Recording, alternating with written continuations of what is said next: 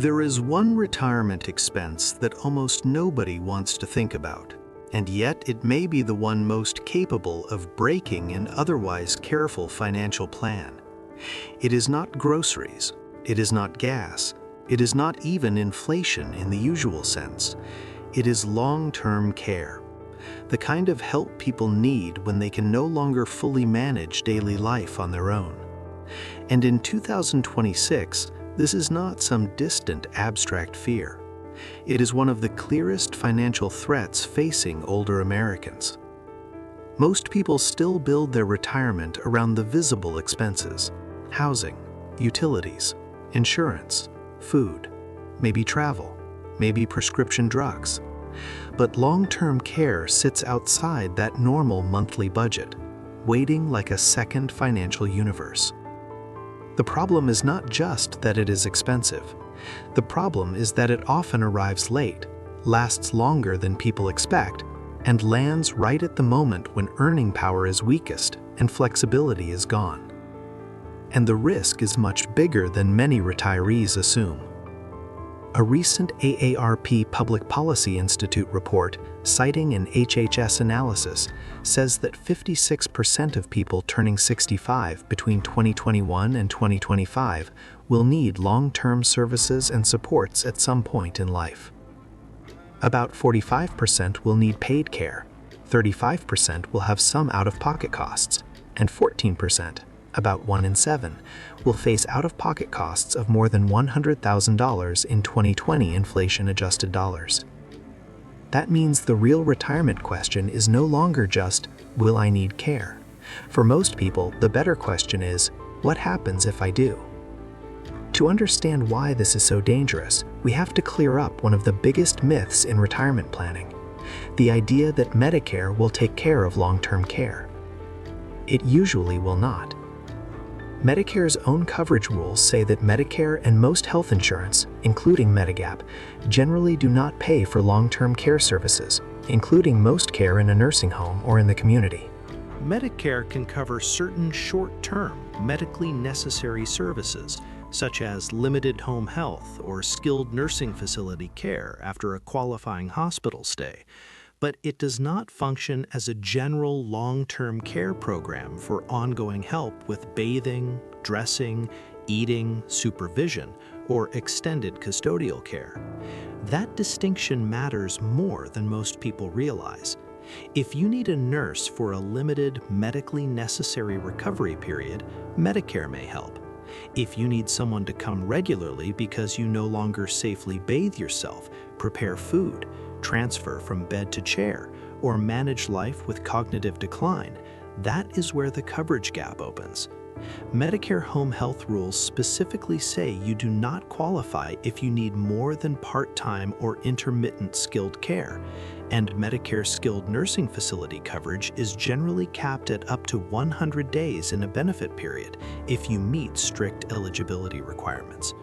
Long-term custodial care is something else entirely. Now layer that onto the financial reality of 2026. The estimated average Social Security retirement benefit for January 2026 is $2,071 a month, and Social Security's COLA for 2026 is 2.8%. But the standard Medicare Part B premium for 2026 is $202.90 per month, with a $283 annual deductible.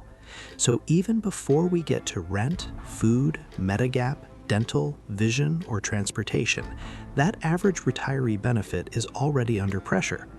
There is some good news on prescription drugs.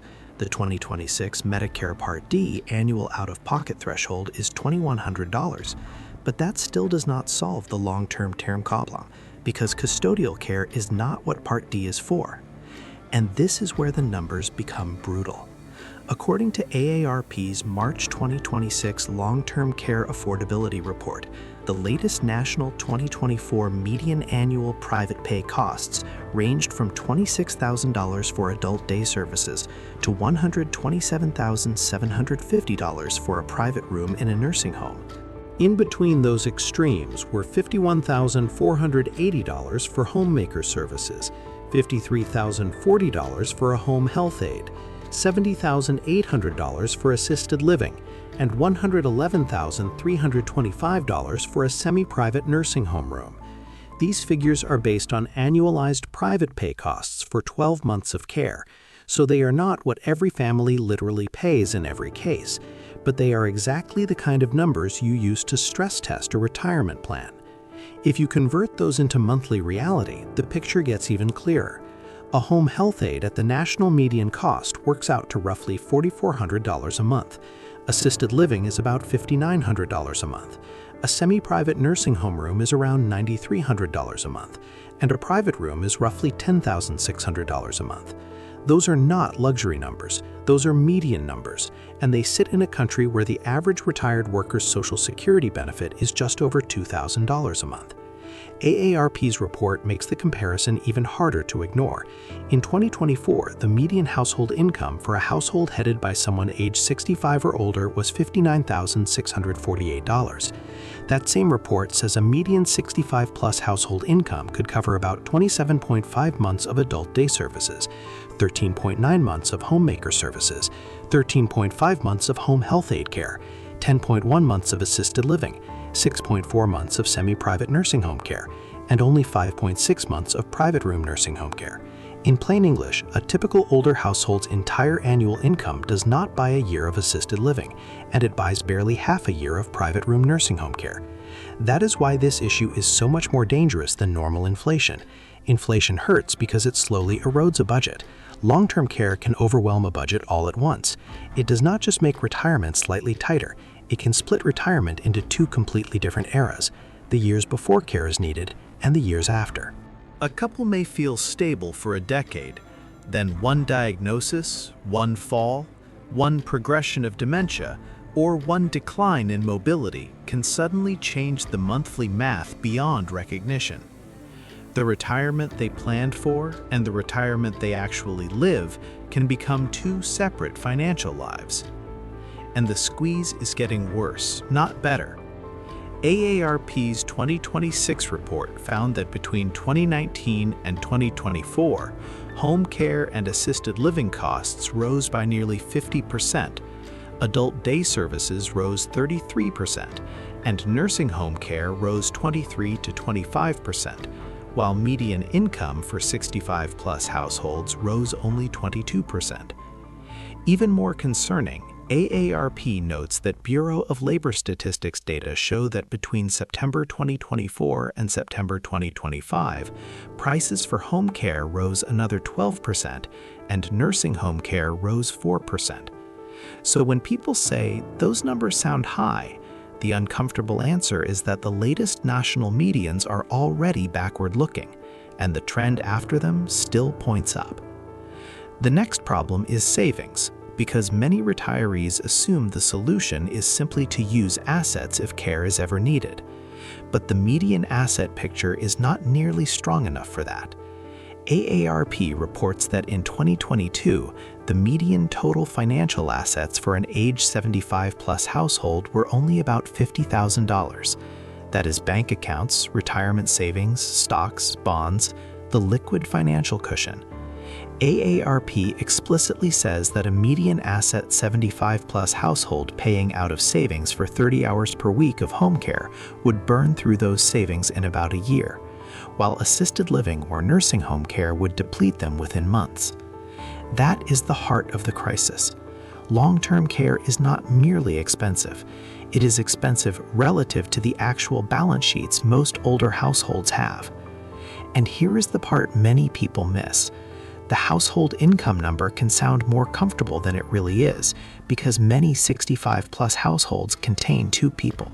So when one spouse needs care, you are not spending extra money on that care. You are often consuming the budget that had been supporting two lives. AARP makes that point directly. Even households above the median may struggle, because spending most of the household income on care for one person can leave the spouse or other household members with very little for themselves. That means long-term care is not just a patient problem. It is often a spouse problem, a widowhood risk problem, and a housing stability problem all at the same time. This is also why Medicaid sits at the center of the story, even for families that do not think of themselves as poor. KFF says Medicaid accounts for over half of long-term care spending, and AARP notes that Medicaid is the largest payer of formal long-term services and supports. But Medicaid is a means-tested program. In other words, it is designed mainly for people with low incomes and very limited assets, or for people who eventually spend down enough resources to qualify. That creates one of the strangest pressures in American retirement planning. Many middle-class households are too financially stable to qualify early, but nowhere near wealthy enough to comfortably self-fund years of care. That is the middle-class trap in long-term care. If you are very wealthy, you may be able to self-insure. If you are poor enough, Medicaid may eventually catch you. But if you are in the middle, with a paid-off house, some retirement savings, a decent monthly income, and no massive cushion, you can be exposed to the worst of both worlds. You may have too much to qualify for help right away, but too little to survive the cost for long. That is why long-term care can feel less like a normal bill and more like a financial sorting machine. It tests whether a household is rich enough to absorb the hit or fragile enough to be broken by it. A lot of families assume long-term care insurance solves this, but that market is much smaller than people think. AARP says that Medicare and private health insurance generally do not cover LTSS, and fewer than 1 in 25 adults aged 40 and older are covered by private long-term care insurance. So the popular mental picture, surely most people have some policy for this, is just wrong. Most people do not have robust coverage. Most people are relying on some combination of income, savings, unpaid family help, and eventually public programs if the situation gets bad enough. And that unpaid family help is not a side note. It is one of the main pillars holding up the system.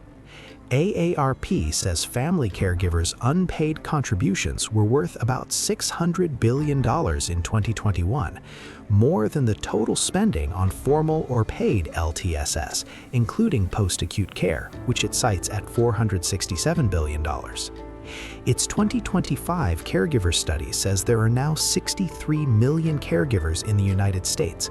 On top of that, AARP research says family caregivers who pay out of pocket spend about $7,200 a year on average on caregiving-related expenses. So when formal care becomes unaffordable, the cost does not disappear, it shifts. It shifts into adult children's time, spouses' health, missed work, drained savings, and family stress that rarely shows up in retirement brochures. That is one reason this topic is bigger than nursing homes. Long-term care is not just an institutional story, it is a home story. It is a daughter rearranging work hours. It is a spouse becoming a full-time helper. It is a son paying for ramps, transport, extra groceries, and respite care. It is often a household trying very hard to avoid formal care because formal care is simply too expensive. And that matches where older adults themselves want to be. AARP emphasizes that home and community-based services are overwhelmingly preferred over nursing facility care. The problem is that the services people prefer are also among those whose affordability has worsened most sharply since 2019. There is also a geography problem. AARP says that for every kind of long-term care service it analyzed, the cost in the most expensive state is at least twice the cost in the least expensive state. In its press materials, AARP highlighted examples of higher-cost states such as Maine, West Virginia, and Oregon, and lower-cost states such as Louisiana, Maryland, Utah, and Texas for different services. That means long-term care is not only a retirement risk, it is also a location risk. Two retirees with the same diagnosis and the same savings can face very different outcomes depending on where they live. That state variation matters because many retirees spend years comparing taxes, weather, and home prices, but never compare the cost of care where they are aging. A state can feel affordable during healthy retirement years and become much less affordable the moment care enters the picture. A low-tax retirement strategy can fail if the local home care market is brutally expensive. A beautiful place to age can become a financially punishing place to become frail. And because care is often needed late in life, it is exactly the kind of risk people postpone thinking about until moving becomes harder, options are narrower, and emotions are heavier. So what does all of this mean for someone planning retirement in 2026? First, it means long-term care should not be treated as a side issue. It is not a niche add-on for someone else. It belongs in the core retirement plan, right next to Social Security timing, housing, and Medicare choices. Second, it means retirees need to stop asking only, "Can I afford to live there now?" and start asking, "What happens if I need help there later?" Those are different questions, and the second one may matter more. Third, it means the useful planning questions are surprisingly basic. Who would help first if something changed suddenly? How many months of paid help could the household afford without selling assets? Is the home physically realistic for aging in place? Is there a spouse who could safely help, or would that simply create two health crises instead of one? Has the family talked about assisted living versus home care versus nursing care before a crisis forces the decision? None of those questions eliminates the cost, but not asking them early makes the cost much more chaotic when it arrives. This is less about predicting the future perfectly and more about removing dangerous illusions.